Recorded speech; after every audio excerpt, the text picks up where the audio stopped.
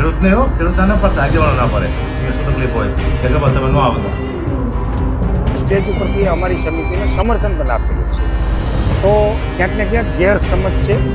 આજે નહીં આવતા એવું કીધેલું વિકાસભાઈએ, અને હકાભા અમારા ભાણુભા છે, અમે એના મામા છીએ. એના માટે 24 કલાક આ સ્ટેજ અને છાવણી હકાભા જેવા સેલિબ્રિટી માટે રાહ જોઈ રહી છે. કારણ કે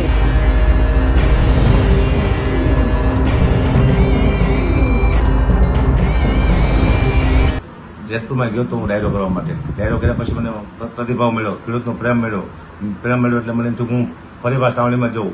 સમર્થન આપ્યું સાવણીમાં, બીજી વાર જુઓ સમર્થન આપ્યું સાવણીમાં, ત્રીજી વાર મને ના પાડવામાં આવી આગેવાનો દ્વારા. ખેડૂતને એવો ખેડૂતના ના પડતા આગેવાનો ના પડે એમને શું તકલીફ હોય કે ખબર તમે ન આવતા. એટલે પછી કીધું હવે ખેડૂતને હું જાણતો કરતો મને આવા ના પાડે, કારણ ખેડૂત મારી માથે નો ઓડિયો ગોળ્યો નાખે કે મને આવવાની ના પાડે છે.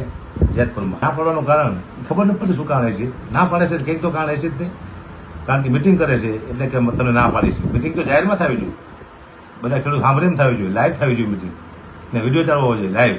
સાનિમાની મિટિંગ શું લે કરવાની? એવી કેવી મિટિંગ કરો તમે? ખેડૂતને ખબર ન હોય એવી? ખેડૂતને ખબર હોય તમે મિટિંગ, તમે આગેવાન છો.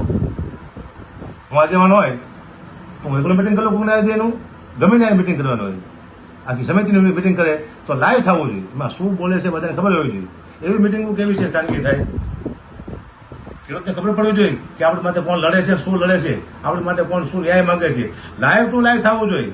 2-3 દિવસ પહેલા હકાભાનો જ્યારે ફોન આવ્યો હતો, કોઈ વિકાસભાઈ કરીને છે જેતપુરના, એ સમિતિમાં નથી, એ કદાચ અહીંયા સહયોગમાં હશે, હું તો ઓળખતો પણ નથી.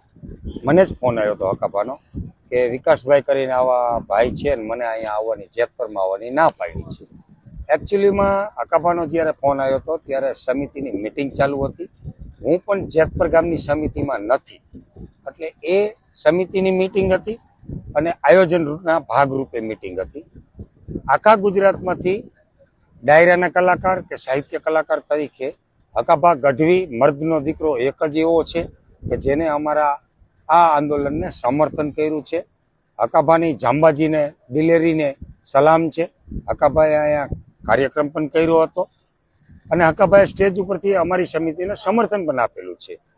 તો ક્યાંક ને ક્યાંક ગેરસમજ છે કે આજે નહીં આવતા એવું કીધેલું વિકાસભાઈએ, અને હકાભા અમારા ભાણુભા છે, અમે એના મામા છીએ.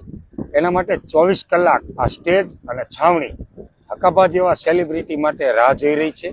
કારણ કે વિકાસભાઈ એટલે ના પાડી હતી કે હકાભા જેવી વ્યક્તિ આવતી હોય તો સમિતિના કોઈ આગેવાનો હાજર જોઈએ, કારણ કે એનું આગતા સ્વાગતા કરવા માટે કોઈ તો જોઈએ જવાબદાર. તો અહીંયા કોઈ જવાબદાર આગેવાનો નહોતા, એટલા માટે એને ના પાડી હતી અને એમાં ગેરસમજ થયેલી છે. પણ હકાભા અમારા કવિરાજ છે, કાંઈ નહીં, અમારા ભાણુભા છે, એનો સ્વાભાવિકપણે થોડો જાજો ગુસ્સો હશે. તો હું એની દિલથી સમિતિ વતી, જેતપુર ગામ વતી, અને હું વ્યક્તિગત મારા મિત્ર છે, હું અમારા ભાણુભાની માફી માગું છું અને હું એને અહીંથી આમંત્રણ આપું છું કે હકાભા ગઢવી આપ પધારો, આપની છાવણી રાહ જોઈ રહી છે. વેલકમ, જેતપુર આપની રાહ જોઈ રહ્યું છે.